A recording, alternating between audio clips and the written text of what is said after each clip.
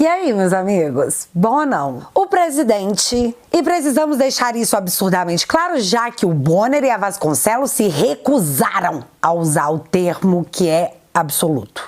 O presidente do Brasil, Jair Messias Bolsonaro, ontem em seu Twitter, após a sabatina na Goebbels, postou o seguinte, abre aspas, foi uma enorme satisfação participar do pronunciamento do William Bonner, kkkk, muito tiozão ele. Na medida do possível, com muita humildade, podemos esclarecer e levar algumas informações que raramente são noticiadas em sua emissora.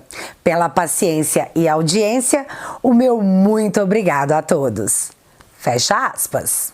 E essa postagem do presidente nos fala muita coisa que eu preciso dar contexto para que vocês apreciem o post como realmente deve ser apreciado. A primeira é que numa entrevista, numa sabatina, você espera que o entrevistador vá deixar você ao menos responder, né? Mas o que você viu foi uma estratégia de centavos, porque toda vez que o Bolsonaro começava a derrubar a narrativa imposta pelo próprio Grupo Globo, o seu Bonner arrumava aquele desespero de namorado novo que foi no banheiro e esqueceu o celular desbloqueado, sabe? E é muito fácil você pensar que eu tive essa impressão porque eu sou bolsonarista, o que por sinal é bem verdade, né? Eu não tô aqui tentando enganar ninguém. Mas é fácil colorir o desenho quando pegamos a opinião de outro jornalista, fora da nossa bolha, sobre qual foi a sensação ao assistir o monólogo do Bonner.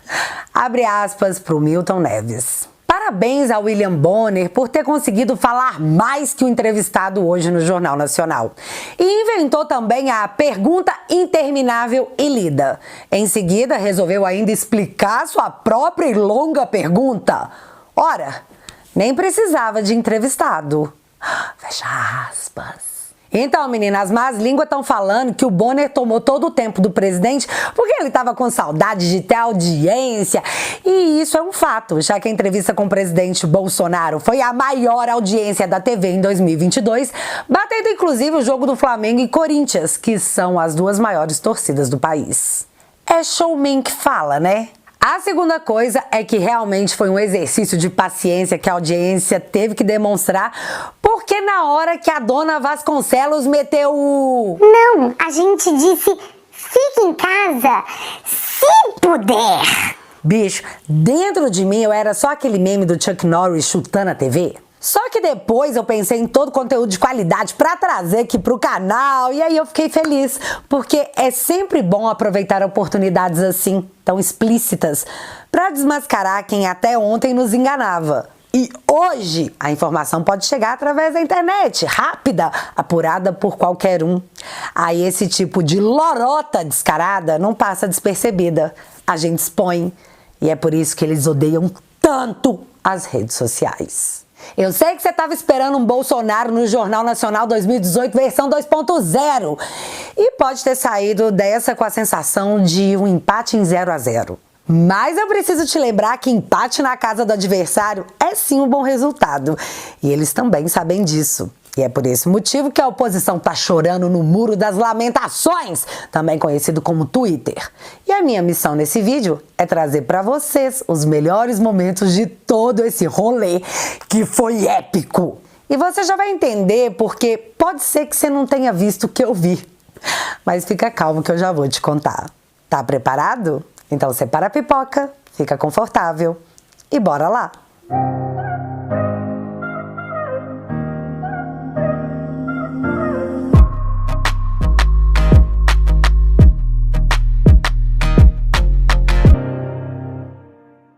Pra quem tá achando que, essa sabatina não trouxe nada de novo, não teve nenhuma mitada. Meu filho, onde que você tava no momento do... Você tá me estimulando a ser ditador. Eu, candidato? Você. Eu, candidato. Eu? Aqui, ex-marido da Fátima, que agora tá pegando o freixo com aparente déficit de testosterona. Pra você e pro Brasil inteiro, é presidente. Tá ok? Forte abraço. Tá, mas a gente precisa falar aqui de coisas importantes, então vamos falar das lágrimas das inimigas. Gregório do Vivier, após a entrevista, foi até o Twitter dizer que achou a entrevista fofa e que, na opinião dele, faltou falar de vários outros assuntos. Bom, vamos ver como que o público do Vivier respondeu, sabe? Povo fora da nossa bolha, bem longe. Ele saiu fortalecido. Foi bem fraca a entrevista. É a tal história, expectativa barra realidade. Mesmo sendo duro ter que admitir isso, Bolsonaro ganhou essa entrevista. Bonner e Renata foram muito fracos. Ele só mentia e o que eles falavam era próximo assunto, quase que legitimando a mentira de Bolsonaro. A única pergunta sobre economia era quase um elogio. Até usaram a desculpa da pandemia e da guerra na pergunta. Ele nem precisou se dar o trabalho de passar pano. A pergunta já chegou limpinha. Muito fofos. Entrevista vergonhosa, joguinho ensaiado, cheio de falsos ataques e saídas fáceis. A cara de deboche do Bonner e a de vítima da Renata harmonizaram perfeitamente com a firmeza do Bolsonaro. Muito preocupante. Tá na cara que a entrevista foi acertada na condição de não abordar o tema macro família. Faltou contraponto? Foi treinado sim? A pergunta do Centrão? Ele aguardava com o ditador engatilhado. Esse modelo de entrevista não funciona com lacrador. É outro jogo. Acho que o Bonner e a Renata não se prepararam e ele conversou bem com os eleitores moderados. Tô pessimista quanto ao resultado dessa pesquisa.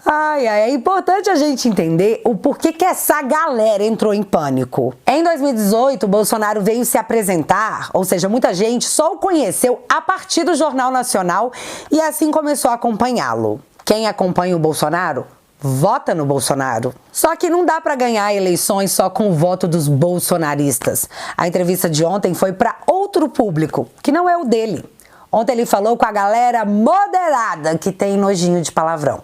Essa galera que foi intoxicada pela mídia com 24 horas por dia de matérias dizendo que Bolsonaro ia dar um golpe, que ele era antidemocrático, que ele ia passar pasta de dente na cara dos ministros enquanto eles estavam dormindo. Cara muito malvado. E você sabe quem tava torcendo o dedinho para que o presidente desse uma estourada? A mídia, que tá de barriguinha vazia, batendo panela pedindo a volta dos anúncios estatais. Os jornalistas já tava tudo babando em cima dos bloquinhos de papel, esperando aquela declaração bombástica do presidente para soltarem matérias tipo: entrevista Bolsonaro ataca a democracia. Só que em contrapartida eles receberam um... Quem? O que você tá falando? Xande? Ih, meu filho, tamo de boas. Eu acho que ele até vai na próxima motociata. Dia desses ele vai. Os caras murcharam igual a cara da Miriam Leitão. Não tem matéria bombástica, não teve fala antidemocrática. Aí os moderados olharam e pensaram: uai... Antes da entrevista, a canhotada estava empolvorosa, puxada pelo Danones, dizendo que faria um panelaço gigante, absurdo, que até o Macron, presidente da Argentina, ia escutar. Aí a gente vai lá ver os vídeos dos panelaços.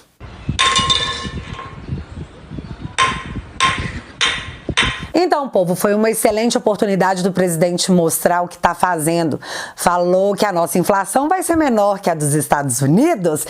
E o mais legal disso é que as agências do Ministério da Verdade vão se coçar inteiro para lá bater o carimbo de fake news, mas não vai dar, porque é verdade. Falou da Amazônia, falou do absurdo que foi tirar a autoridade médica numa pandemia e deixou claro que essa aberração é culpa da mídia. Menino, nessa hora, o Bonner tava a cara daqueles cachorro com raiva, só que ele se conteve, mandou risinhos de deboche, porque, sei lá, foi o melhor que ele conseguiu pensar na hora.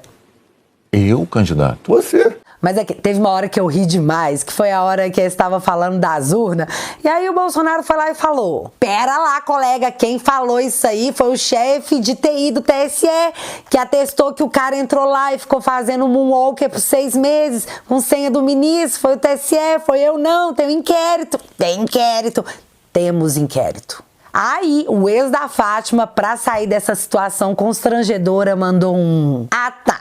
Só que aí o senhor tá sendo acusado de falar desse inquérito sigiloso, né?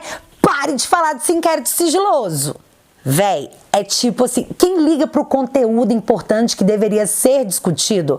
Vamos focar no ponto onde você não podia contar isso pra ninguém, porque era segredo, seu feio bobo chato. Democracia brasileira. Boa? Opa, muito boa. Recomendo. Teve a parte da autonomia da PF que o ex da Fátima Bernardes falou assim... E sobre a imparcialidade da Polícia Federal, que goza de autonomia já há alguns anos, como ninguém poderia negar. Que goza de autonomia há alguns anos e ninguém poderia negar. Mas aí, Bolsonaro, como é que você se sente com essa acusação de interferir na PF? Mas você acabou de falar que eles gozam de autonomia há alguns anos e que ninguém pode negar. Tipo, você falou, homem! E aqui, a Fátima não vai voltar pra você. Agora ela tá com Freixo, versão Ranger Rosa. Supere esse mau sentimento. Toma o Whey Protein pra você melhorar. Bolsonaro também falou sobre as acusações de governar com o Centrão, que foi quando ele meteu aquela. Eu, candidato? Você. Ai, eu nunca vou enjoar desse vídeo. E também não perdeu a oportunidade de esfregar a cara de geral, dizendo pra todo mundo que os senadores do PT votaram contra a PEC dos auxílios, que aumentou o Auxílio Brasil para R$600. Ah, e também macetou a oposição que votou contra a redução do ICMS, que baixou de forma brutal o preço dos combustíveis. Tá aí os caras que se preocupam só com o povo mais pobre. Que expulsa de qualidade. Mas a mais da noite, aproveitando a audiência gigantesca do Showman, veio da dona Renata, que no melhor estilo 1984 e a tentativa de reescrever a história na frente dos nossos olhos, disse que a Goebbels não disse fique em casa. A Goebbels disse fique em casa se puder. Se puder. Fique em casa se puder. Foi mal, mas não vai dar pra fazer piada disso não. Enquanto pais e mães de famílias eram multados e presos por estarem trabalhando, a Goebbels mandava uma jornalista, com permissão de trabalhar, para filmar os estabelecimentos sendo fechados e as pessoas desesperadas, como se aquilo fosse uma espécie de entretenimento. Era a programação da pandemia. Teve coletânea de vídeos dos artistas da emissora dizendo pra você ficar em casa. Não tinha nenhum mas. Era fique em casa e faça origami. Olha o meu origami, que legal. Aprendi no meu tempo livre. Aquilo foi uma escarrada muito bem dada na cara da população. E aí, direto dos porões dos esquecidos, Vera Magalhães, a datilógrafa, aparece pra dizer que nem teve lockdown no Brasil. Imagina, nem teve lockdown. Tudo que nós vivemos, você imaginou. A Goebbels não fez campanha para ninguém ficar em casa, não teve lockdown. E aquele, o choro é livre, que a jornalista da Goebbels mandou quando avisava que o lockdown ia continuar, foi imaginário. Mas como quem perdoa é Deus, eu quero saber o que a gente faz com esse post aqui da dona datilógrafa, que diz o seguinte, abre aspas. Para negar que o lockdown foi eficiente, Bolsonaro enfiou até uma menção ao CEAGESP no pronunciamento. Fecha aspas, véi. A internet não perdoa.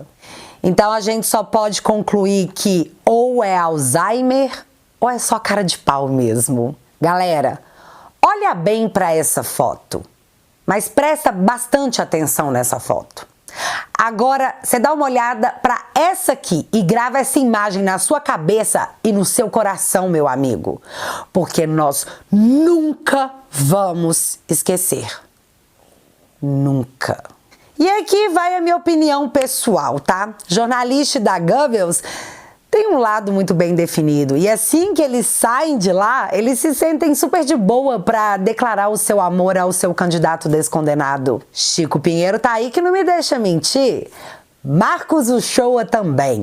Aliás, seu Marcos Uchoa nos contou o tamanho do estrago que o Bolsonaro fez na Goebbels por obrigá-los a seguir aquilo que eles exigem dos outros. A CLT. Escuta. Foi uma das coisas que o Bolsonaro fez. Pessoas que tinham um salário melhor na Globo ganhavam como pessoa jurídica, como PJ. Tá. E no primeiro ano do Bolsonaro, ele já foi em cima da Globo, em termos trabalhistas, dizendo que isso não podia ser assim, etc e tal, e todo mundo passou a voltar a ser funcionário. Ah, é?